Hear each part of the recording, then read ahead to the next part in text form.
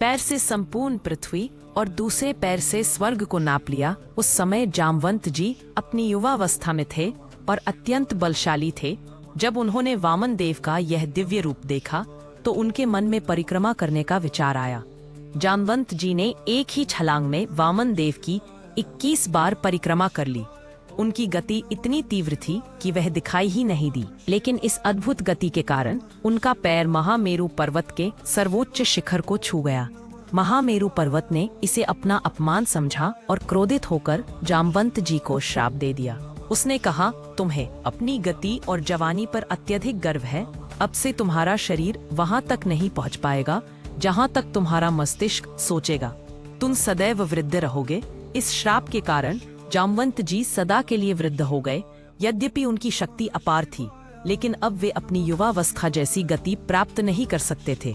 त्रेता युग में भगवान विष्णु ने राम अवतार धारण किया। जब रावण ने माता सीता का अपहरण किया तो भगवान राम और लक्ष्मण उन्हें खोजते खोजते किष्किंधा पहुँचे। वहाँ उनकी भेंट वानर राज सुग्रीव, वीर हनुमान और अनुभवी जामवंत से हुई। सभी ने मिलकर माता सीता का अपहरण किया तो भगवान राम और लक्ष्मण उन्हें खोजते खोजते किष्किंधा पहुँचे। वहाँ उनकी भेंट वानर राज सुग्रीव, वीर हनुमान और अनुभवी जामवंत से हुई।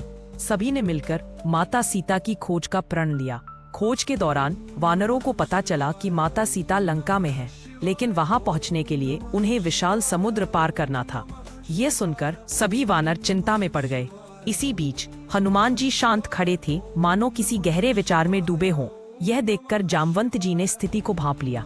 वे हनुमान जी के पास गए और गंभीर स्वर में बोले, हनुमान, क्या तुम भूल गए कि तुम कौन हो? क्या तुम्हें अपनी शक्ति और पराक्रम का स्मरण नहीं? दरअसल हनुमान जी एक आश के श्राप के कारण अपनी असाधारण शक्तियों को अस्थायी रूप से भूल चुके थे। जामवंत जी ने उन्हें उनकी दिव्य उत्पत्ति और देवताओं द्वारा प्रदत्त वरदान की याद दिलाई। उन्होंने कहा, तुम वायु पुत्र हो, पर्वतों को हिला देने वाले, आकाश में उड़ने वाले। तुम्हारे भीतर ऐसी शक्ति है जो असंभव को संभव बना सकती है। ये सुनकर हनुमान जी को भीतर शक्ति का संचार हुआ। उन्होंने गर्जना की जिससे पर्वत कांप उठे। बोले, मैं समुद्र पार करूंगा, माता सीता का पता लगाऊंगा और श्री राम का संदेश उन्हें दूंगा। इसके बाद हनुमान जी ने एक पर्वत की छोटी सी छलांग लगाई और समुद्र पार करके लंका पहुंच गए।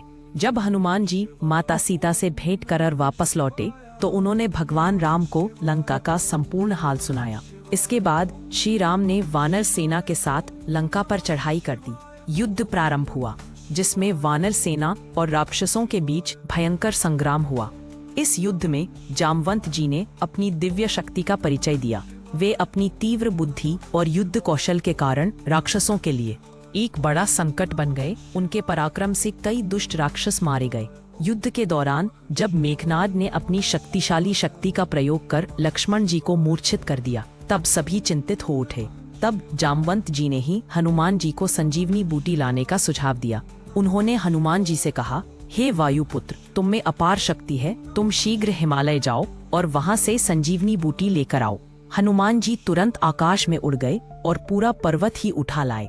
संजीवनी बूटी के प्रभाव से लक्ष्मण जी पुनः स्वस्थ हो गए और युद्ध जारी रहा। अंततः भगवान श्री राम ने रावण का